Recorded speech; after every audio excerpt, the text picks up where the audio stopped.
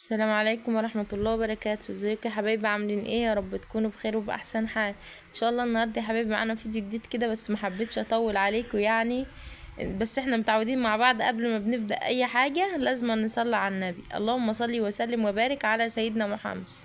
الا بذكر الله تطمئن القلوب. النهارده يا حبايبي معايا كده هروق معاكم المطبخ، هغسل معاكم حبة المواعين دول علشان يا حبايبي احنا رايحين مشوار كده انا وابو حنين والعيال ماسكين في ابوهم كده من ساعة ما جه، وعايزين يروحوا الملاهي يا حبايبي يتفسحوا.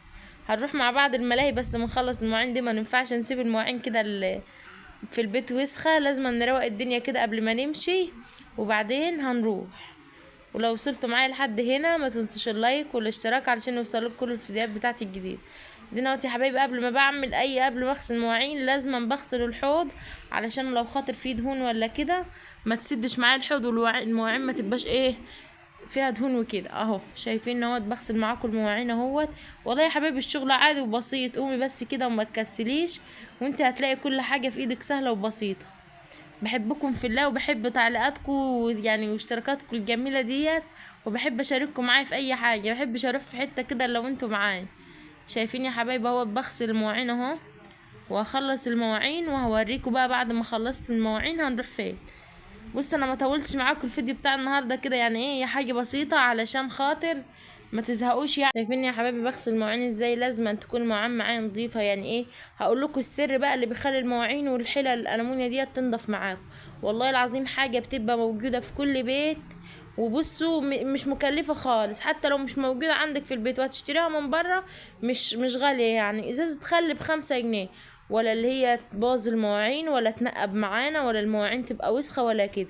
ندعي تخلي مع حبة الصابون وانت بتغسلي كده بيخلوا المواعين مش قادرة اقول لكم بتبقى عاملة ازاي وبتبقى نظيفة ازاي، ولا بتتك على المواعين ولا ايدك بتتعبك ولا حاجة. بس مواعينك يا حبايبي بتبقى تشرفك قدام اي حد. جربوا الخطوة ديت، ولو وصلتوا معايا لحد هنا ما تنسوش اللايك والاشتراك علشان يوصلك كل الفيديوهات بتاعتي الجديدة. ادينا اهوت يا حبايبي بعد ما رحنا بقى بالعالي الملاهي، هم عيالي دولت ربنا يبارك لي فيهم يا رب ويخليهم له وما يحرمنيش منهم. دايما ما بحبش ازعلهم والله يا حبايبي، يعني اي حاجه بيطلبوها بحب اعملها لهم، لانهم ماليش الا هم، ربنا يخليهم لي يا رب ويخلي لكم اولادكم.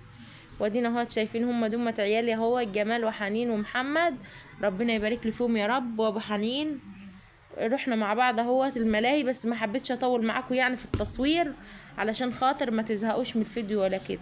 اهو شايفين برضه حبوا يركبوا لعبه تانية همات، ما حبيتش ازعلهم، اللي هم عايزينه بعمله لهم في الوقت ده علشان خاطر العيل يعني بيبقى طالع من مذاكره او كده، بيبقى عايز يعني تروحي بيه في اي حته كده تفك عن نفسه ويرجع تاني يبدا تاني للحفظ وكده، يبقى ماشي معاك كويس. وربنا يخليكم اولادكم يا رب ما يحرمكوش منهم. واحنا النهارده يا حبايبي قضينا كده يوم يعني والله مش قادره اقول لكم كان يوم عامل ازاي يعني والله.